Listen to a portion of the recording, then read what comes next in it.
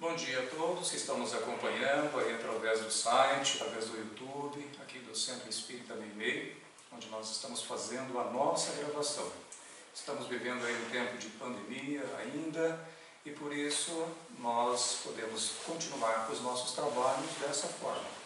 Nós estamos aqui muito poucos, além de mim, mais 3 pessoas, ajudando aqui no trabalho, na gravação, depois vão fazer também a edição, a publicação desse material. Mas nós sabemos que estamos aqui junto da espiritualidade. E se nós vivemos um momento de pandemia, também é um momento interessante para nós meditarmos sobre o tema melancolia.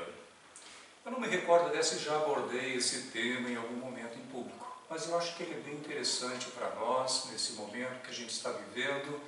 Talvez ele até ganhe um significado especial.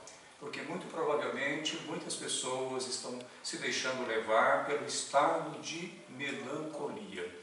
E o que é esse estado de melancolia? O que a gente entende, Melancolia é um estado de tristeza, um certo abatimento, um certo desencanto com a vida. A pessoa está se sentindo meio desiludida com a vida, desmotivada. E tudo isso, naturalmente, é contrário àquilo que diz respeito à nossa essência espiritual. Nós somos criados para a felicidade. A nossa destinação é a felicidade. Portanto, qualquer estado que se coloque entre nós e a felicidade será algo desagradável para nós. Mas sabemos que também isso cumpre um papel. Às vezes a gente precisa passar por uma noite mais escura, passar por um período mais de dor para aprender a dar valor à luz, a dar valor ao prazer, à felicidade. E infelizmente nós vivemos num mundo onde os opostos ainda se fazem necessários. Sabemos que num futuro lá distante isso já não se fará necessário em nosso planeta. Vamos evoluindo e então estaremos buscando a luz, a paz, a concórdia, a solidariedade permanentemente, porque aí perceberemos então dentro de nós, em nossa consciência, de que este é o caminho da pura e verdadeira felicidade. Mas não podemos ignorar o momento que nós estamos vivendo. E o momento é um momento que pede também reflexão.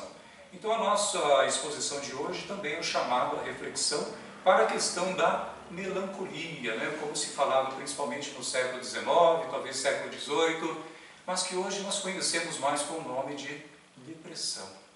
É um sinal de síndrome depressiva, ainda que leve, A melancolia é um estado de depressão leve e a gente vai falar um pouquinho mais a miúde sobre isso mais adiante.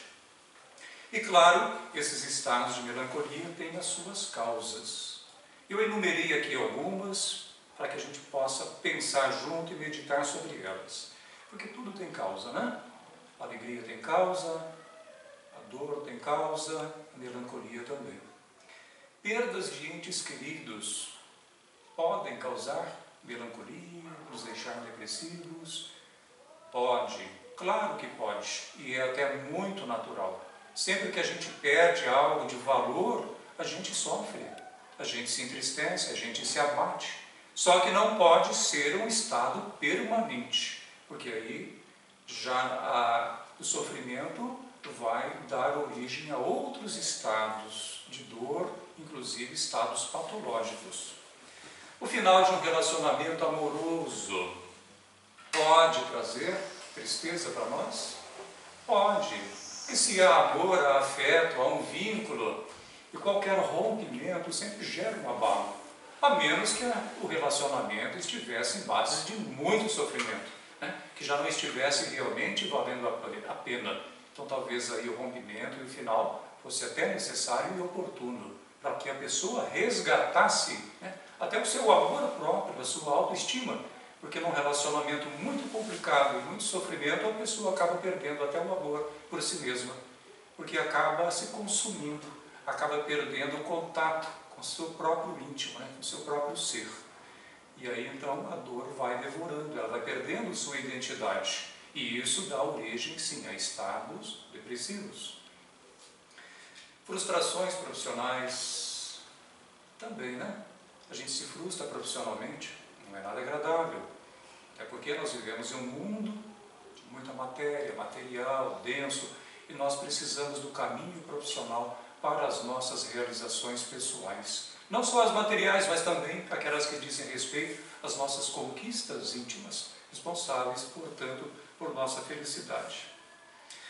Decepções afetivas, né? Já até falamos um pouquinho aqui, que está dentro do campo dos relacionamentos. Uma decepção afetiva. Pode ser até uma decepção com um amigo, não precisa ser necessariamente com, né, um namorado, namorada, esposo, pode ser com um amigo, né? Uma pessoa que você tem um grande valor, grande estima, e você se decepciona com um comportamento. Isso muitas vezes gera até mágoas. O distanciamento de pessoas que nós amamos pode gerar tristeza? Claro que pode. E nesse mundo, muitas vezes isso ocorre, vai ocorrer com todos. E de forma natural. As pessoas necessitam seguir seus caminhos. E aí você vê se distanciando de você fisicamente uma pessoa que você ama. Então é uma oportunidade para se trabalhar, não para se abalar, né, aquele abalo sem fim. É uma oportunidade para trabalhar a aceitação, a resignação diante da vida e aproveitar isso, inclusive, para se fortalecer, né, espiritualmente. Algumas vezes, a causa de uma melancolia, né, um estado melancólico, um estado depressivo, ela é desconhecida. A pessoa não sabe, olha, não sei por que eu estou sentindo isso, mas estou abatido, estou meio para baixo, o que será que está acontecendo? Às vezes pode ser aí uma sugestão espiritual, né? Os nossos adversários que ficam rondando, assediando, envolvendo, mas outras vezes, e eu acredito que geralmente ocorre, porque alguma coisa disparou aquele processo interior e a pessoa nem percebeu. Às vezes uma palavra que ela ouviu, um pensamento bobo que passou pela cabeça, uma imagem, uma figura, um comentário, uma notícia, pode disparar um processo de tristeza, de abatimento. Eu até estava me lembrando e relacionei aqui para dividir com vocês uma experiência em que atendia na nossa casa espírita uma jovem, e eu sempre fiz trabalho de exposição e também de entrevistas, né, que eu sempre me identifiquei com essas duas áreas, principalmente. E aí ela se mostrou abatida e ela mesma falou, olha, estou assim já me sentindo, não estou me sentindo bem, não estou triste, eu estou achando que eu estou com depressão. Aí eu perguntei para ela, né, mas quanto tempo você está se sentindo assim? Ela pensou, olha, acho que uns 4, 5 dias, ela me falou. Então era algo recente. Aí eu perguntei para ela, mas aconteceu alguma coisa há 4 ou 5 dias atrás? Ela falou, sim, teve uma coisa, foi o resultado do concurso que eu não passei. Isso me abalou, isso me deixou muito para baixo. Então estava ali o começo. Ela teve o resultado, claro, se decepcionou, mas ela esperava, se frustrou, melhor dizendo, né? A frustração, porque não é só um resultado de um concurso, é todo um investimento de vida. Provavelmente ela já estava construindo muitas expectativas, né? Já visualizando o seu dia de amanhã com base em um novo trabalho, ou no trabalho, porque provavelmente ela estava até sem trabalho. E aí, o resultado negativo a jogou para baixo, né? Puxou para baixo. E ela se deixou levar, e aquilo depois fica sendo cultivado 1 dia, 2 dias, 3 dias, vai virando um padrão no comportamento da pessoa. E ela se esquece, ela não percebe que aquela vivência tão recente deu origem àquele estado depressivo. Ela não estava ligando uma coisa com a outra. Então percebe como é importante a gente estar consciente, viver consciente, estar consciente do que nós estamos passando. Até para que numa situação dessa nós possamos utilizar um recurso rápido, né, de resposta positiva, para que aquilo não deixe a nossa vida, ainda assim já está difícil, mais complicado. Nós aprendemos com a nossa doutrina que, isso está na questão 115 do Livro dos Espíritos, que todos nós fomos criados simples e ignorantes, mas que a todos nós também foram dadas missões. Deus nos confere missões. A todo espírito encarnado, Ele confere a missão. algo a fazer e todos têm missões a desempenhar em suas vidas. Todos. Por mais simples que seja, mas tem a sua missão. E na medida que ele vai desempenhando essa sua missão, ele vai se esclarecendo, né? Nós vamos adquirindo conhecimento, luz interior, intelectual, moral, vamos desenvolvendo habilidades, vamos deixando de ser ignorantes, vamos nos distanciando da ignorância, que é o nosso ponto de partida, a nossa origem. E à medida que nós vamos nos esclarecendo, nós vamos progredindo. É um processo progressivo. Vamos nos desenvolvendo progressivamente. E aí, até alcançarmos a perfeição, diz a espiritualidade na questão 115. E alcançando a perfeição, alcançaremos também o quê? A felicidade. Porque nós fomos criados para a felicidade. Então nós entendemos que Deus criou o Espírito para que ele, com todo o seu potencial, com o seu DNA divino, se desenvolva até alcançar a perfeição e ser feliz. Então a nossa destinação, a destinação de todo o Espírito é ser feliz, é a felicidade. Qual a importância disso para nós hoje? Imensa. Ter consciência disso significa, olha, eu preciso me esclarecer mais e mais e mais ao longo dos dias, dos meses, dos anos. Não me acomodar nunca, não me importa a idade que eu tenha. Eu lia certa vez algo sobre a Louise Hay, e ela é autora de muitos livros, ela trabalha muita autossugestão positiva nas suas obras, e ela, num livro mais autobiográfico, ela estava dizendo que ela estava cheia de projetos, ideias para isso e aquilo. Eu fiquei impressionado, pensei, nossa, ela já deve ter, imaginei, uns 65 anos pelo tamanho da obra dela. Aí eu fui seguindo a leitura, 2 páginas depois, para minha surpresa, ela estava falando da idade dela. Ela estava com 82 anos e estava cheia de projetos. Falei, puxa vida, é isso, né? Isso é maravilhoso. Isso é um espírito que busca o conhecimento, busca levar o conhecimento, se desenvolve, procura trabalhar o desenvolvimento dos outros. E depois desencarna positivamente. Entra em outras faixas espirituais de forma gloriosa. Vai ser recebido lá por em grande quantidade de espíritos agradecidos, né, pelo trabalho. E não só pelo trabalho, pelo que escreveu, pelas suas pesquisas, mas pela sua vivência. Por aquilo que ela vivenciou e deixou como exemplo também. Dentro dessa nossa temática, eu também escolhi aqui abordar um pouquinho a questão das escolhas das provas. Escolhas das provas. Isso está na questão 258 do Livro dos Espíritos. E por quê? Vejam bem, nós estamos falando aqui de tendência à melancolia, à tristeza, né? À depressão. Mas eu posso facilmente cair no campo de atribuir os meus sofrimentos, a minha melancolia a fatores externos, a culpar o mundo, as pessoas, a minha família, minha condição social. E esse não é o caminho correto para nós sabemos. Porque nós reencarnamos, porque precisávamos reencarnar. E frequentemente nós pedimos a reencarnação. E mais, nós escolhemos as provas. Nós escolhemos as provas que nós julgávamos as mais adequadas ao nosso desenvolvimento. E tivemos espíritos, parceiros, sábios, inteligentes, conhecedores do assunto, nos ajudando nesse trabalho de escolha do gênero das provas, para que nós viéssemos para o corpo carnal, com a oportunidade de vivenciar realmente o que precisamos, nos ambientes adequados, com as pessoas corretas, mas mediante as nossas escolhas. E por que é tão importante a questão das escolhas? Não só porque estamos usando o nosso livre-arbítrio, claro, né? Mas porque nós nos tornamos responsáveis por nosso destino e por nossa destinação. Somos hoje o que fizemos de nós ao longo dos milhares e milhares de anos anteriores. E temos a liberdade hoje, por força de nossas escolhas, de tomar atitudes que nós consideramos adequadas coerentes com os nossos valores, com os nossos conhecimentos, com as nossas crenças, para que alcancemos o melhor resultado.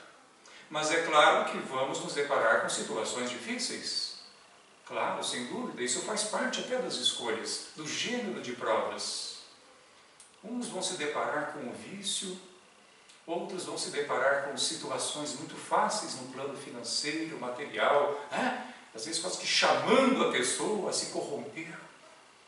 Outros vão enfrentar problemas gravíssimos na área do relacionamento conjugal, familiar, e daí por diante. Tudo isso faz parte das provas, das diferentes provas.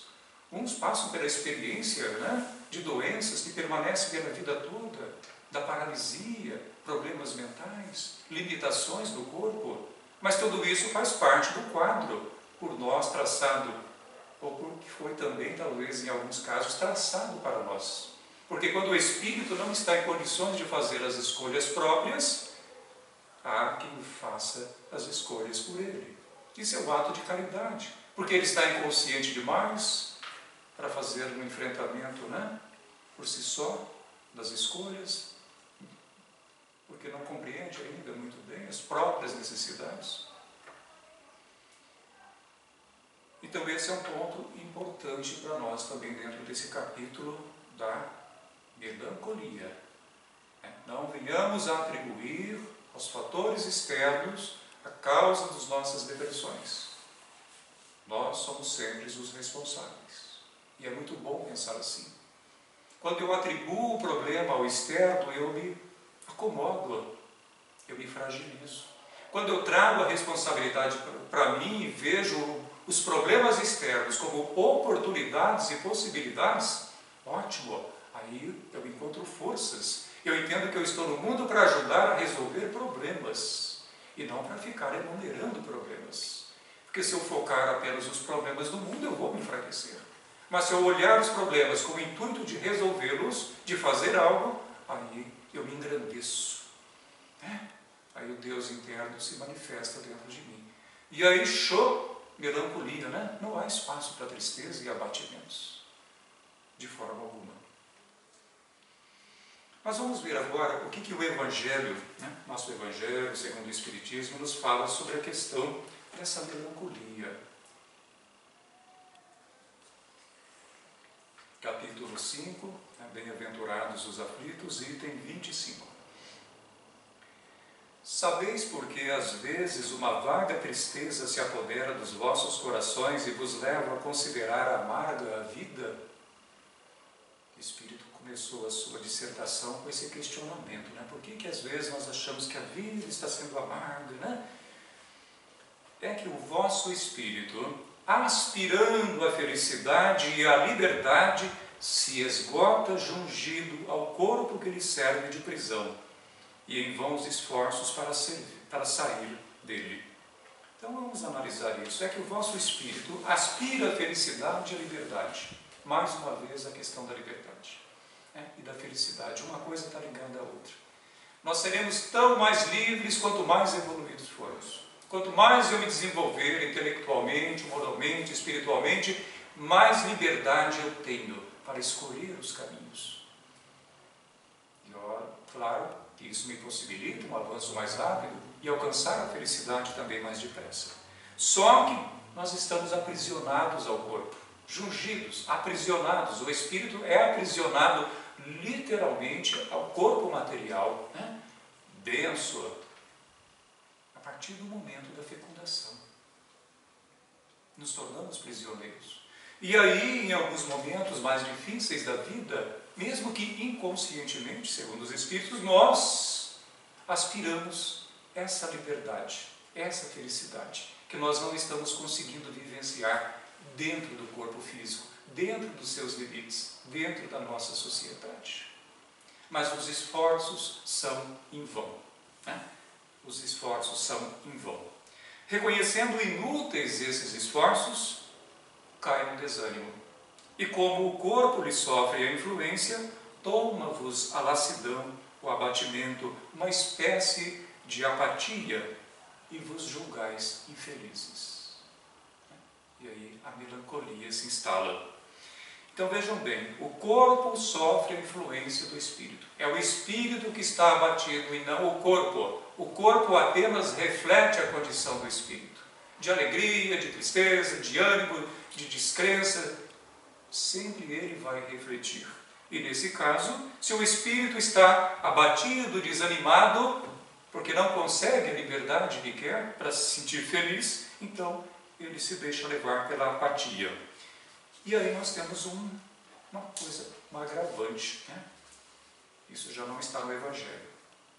Se nós permanecermos nesse estado, né, investindo nesse estado de tristeza, de infelicidade, de vítima, se nós permanecermos muito tempo, nós vamos desenvolvendo estados patológicos muito mais graves. Aí então não teremos apenas uma depressão leve, irá para moderada e depois para uma depressão grave. Eu gostaria até de dividir com vocês isso para vocês entenderem, né? Como que é uma depressão leve? A depressão leve é esse abatimento, é uma certa falta de vontade, de ânimo de fazer as coisas, mas a pessoa continua trabalhando, estudando, cuidando dos seus compromissos. Não chega a interferir nas atividades dela, mas tudo se torna um pouquinho já mais pesado, né? Não há muita satisfação no viver. O estágio moderado, né, já exige um esforço muito maior para cumprir os compromissos. A pessoa já começa até a se afastar de alguns deles. De repente deixa de vir numa casa espírita, de frequentar um grupo social, de sair, de ir no mercado, de fazer umas compras. Então ela começa a abandonar alguns compromissos. E o estado grave?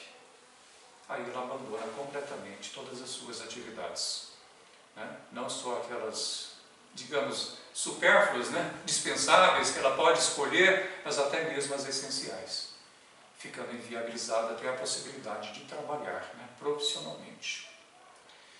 É um bloqueio muito grande na capacidade de comunicação, a pessoa se entrega, se prostra, e aí o único desejo dela é de ficar numa cama.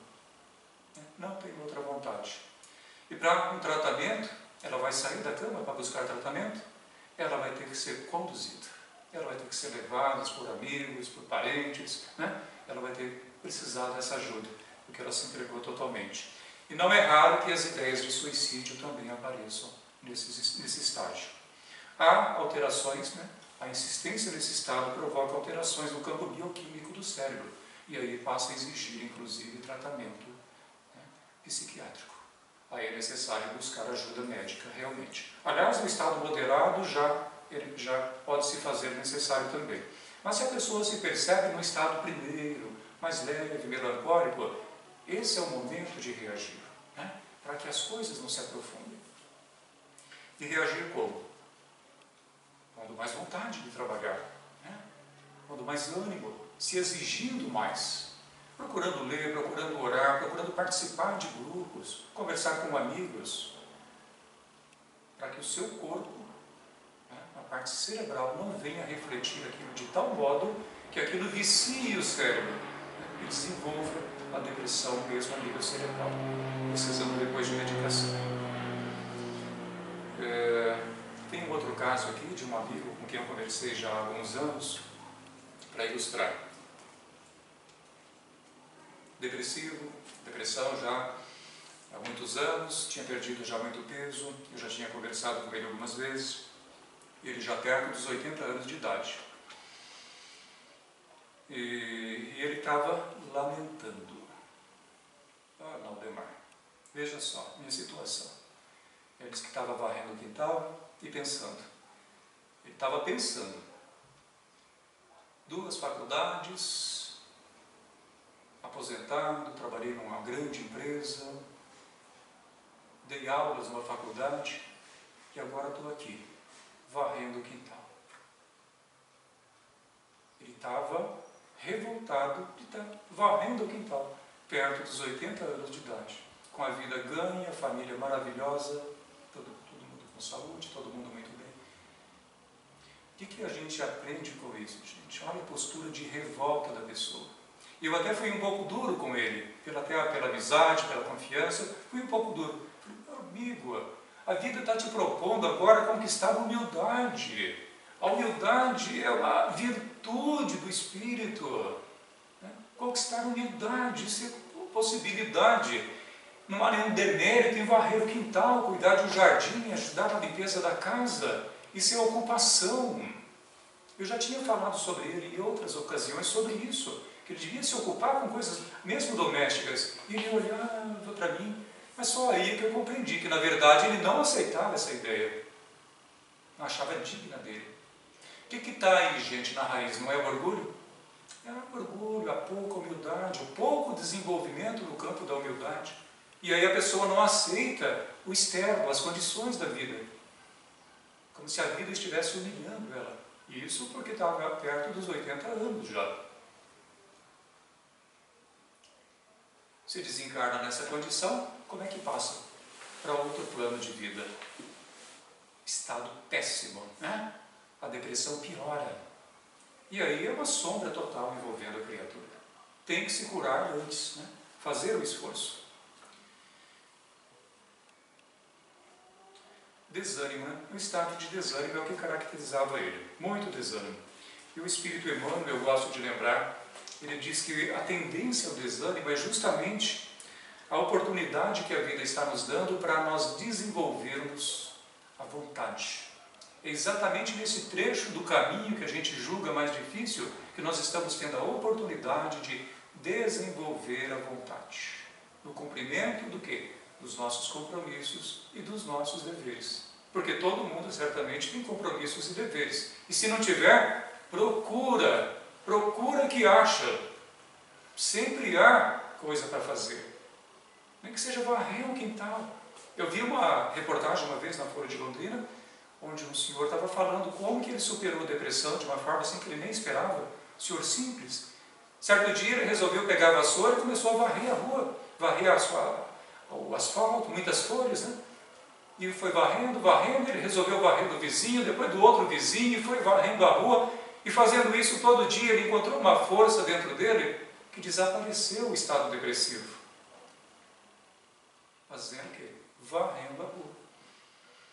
Já foi um movimento interno que ele fez, né? Então aí nós recordamos Jesus. Ajuda-te e os céus também te ajudarão. Mas é preciso que a gente faça o movimento, né? Senão, não tem como.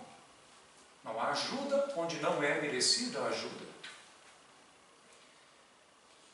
A gente fechando, vamos pegar aqui as orientações do nosso Evangelho, né? O Evangelho segundo o Espiritismo. Resista com alegria a essas impressões que vos enfraquecem a vontade. Essas situações, esses casos, são exemplos que nós demos. Resistir a essas impressões, a esses estados que enfraquecem a nossa vontade. São inatas no espírito de todos os homens as aspirações por uma vida melhor. E isso deve ser um móvel, né, nosso, deve ser a nossa motivação, uma vida melhor, condições melhores, sem dúvida alguma. É um direito natural, mas também é um dever natural buscar. Lembrai-vos de que durante o vosso degredo na terra, tendes de desempenhar uma missão de que não suspeitais, quer dedicando-vos à vossa família, quer cumprindo diversas obrigações que Deus vos confiou. E se no curso desse degredo provação, exonerando-vos dos vossos encargos, sobre vós desabarem os cuidados, as inquietações, as tribulações, sede fortes e corajosos para o suportar, afrontai-os resolutos. É importante, gente, resolução. Isso faz toda a diferença, né? Resolução. Eu preciso me decidir. Eu quero mudar essa situação. Eu quero algo diferente e me comprometo a fazer o que for necessário. É isso que faz com que a gente mude o nosso panorama de vida e até da nossa sociedade. Os grandes transformadores do mundo foram muito decididos e todos tomaram decisões importantes e sustentaram as suas decisões. Aí não há espaço para melancolia, não há. Vamos entender, por fim, né, que as provas tem como finalidade exercitar a nossa inteligência, desenvolver nossas faculdades, nossas possibilidades, né? E vamos cair lá na questão 115 que nós mencionamos no começo. Nós estamos saindo do estado de simplicidade e de ignorância, através do quê? Dos enfrentamentos, do cumprimento das missões, por mais simples que pareçam. Aí desenvolve-se a inteligência, mas é também o momento de exercitar a paciência, exercitar a resignação, para que nós, de fato, venhamos a adquirir a condição de espírito desenvolvido, livre e feliz. E essa é a mensagem que nós deixamos para a reflexão de todos aqui neste nosso dia de hoje. Vamos encerrar uma prece. Vamos agradecer a Deus, né? Agradecer ao Pai pela oportunidade de estarmos juntos aqui, encarnados, e também a espiritualidade, agradecer a inspiração que nos foi dada, a proteção do ambiente, agradecer a todos aqueles que nos precederam, né, no meio espírita, desde Kardec, fazendo com que essa obra maravilhosa chegasse até nós, iluminando as nossas mentes e os nossos corações.